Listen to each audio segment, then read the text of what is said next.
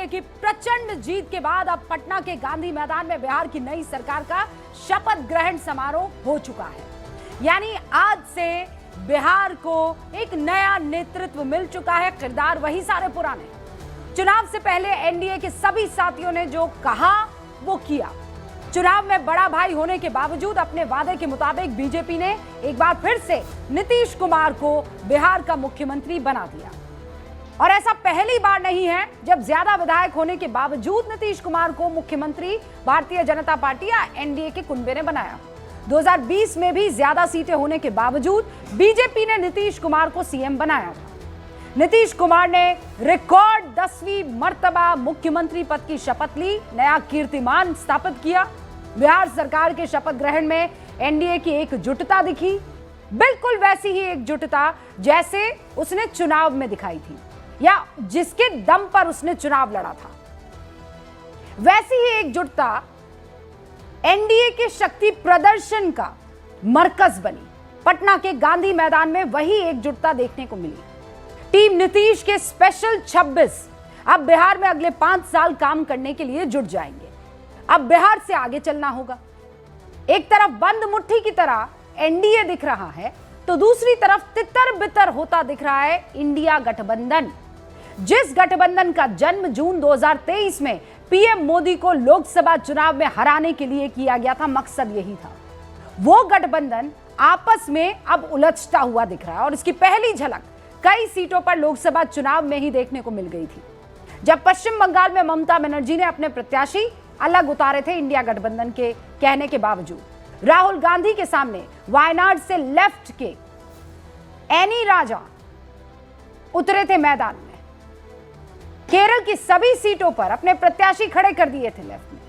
तब इसे नाम दिया गया, ये तो फ्रेंडली फाइट है भैया।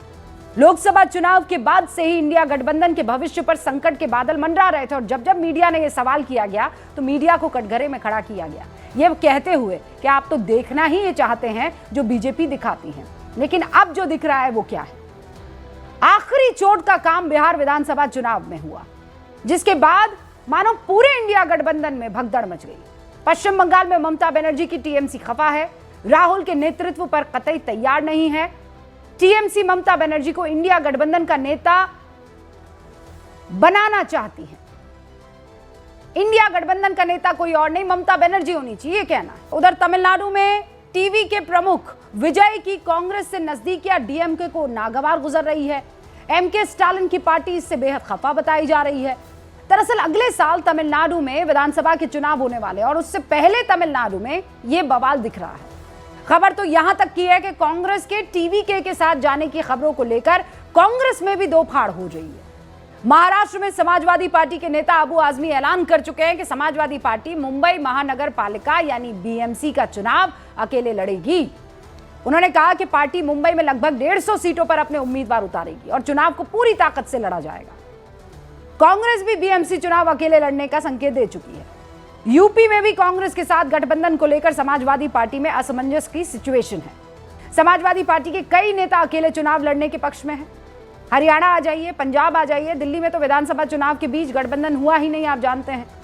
धारा 370 हटने के बाद पहली बार विधानसभा चुनाव जम्मू कश्मीर में हुए। फारूक अब्दुल्ला की एनसीपी कांग्रेस साथ में चुनाव लड़े, लेकिन जब सरकार का गठन हुआ तो उमर अब्दुल्ला ने अपनी कैबिनेट में कांग्रेस को एक भी जगह नहीं दी। झारखंड आ जाइए, 2024 में झारखंड में विधानसभा चुनाव हुआ।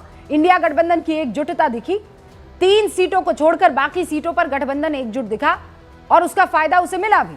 झारखंड में फिर से हेमंत सोरेन की सरकार बनी। जिस जेएमएम ने बड़ा दिल दिखाकर कांग्रेस समेत गठबंधन के साथियों को पर्याप्त सीटें दी, बिहार में वही दगा कर गई कांग्रेस जेएमएम के साथ। जेएमएम खफा है इस बात से। तो कुल मिलाकर विपक्षी एकता की वकालत करने वाले नेता महज 2 साल के अंदर एक दूसरे पर तंज कस रहे हैं, आपस में एक दूसरे को पीछे खींचते हुए दिख रहे हैं। लोकसभा चुनाव में अभी करीब 3.5 साल बचे हुए हैं। अभी से विपक्ष का नेतृत्व कौन करेगा, इस पर लड़ाई है। राज्यों में चेहरे को लेकर भिड़ंत लगातार बढ़ती जा रही है और इसीलिए आज के दिन देश में कई सारे सवाल गूंज रहे हैं। वो क्या है? क्या क्षेत्रीय पार्टियां चुनाव में कांग्रेस के लोकल मुद्दे नहीं उठाने से नाराज है? क्या चुनाव में कांग्रेस के खराब स्ट्राइक रेट से सहयोगी दल डर रहे हैं? सहयोगियों को साथ नहीं क्या रख पा रही है कांग्रेस? और अगर ऐसा है तो फिर वो मोदी को कैसे हराएंगे? क्या कांग्रेस सहयोगियों के लिए बीजेपी जैसा बड़ा दिल नहीं दिखा रही है? शुरू करते हैं गूंज।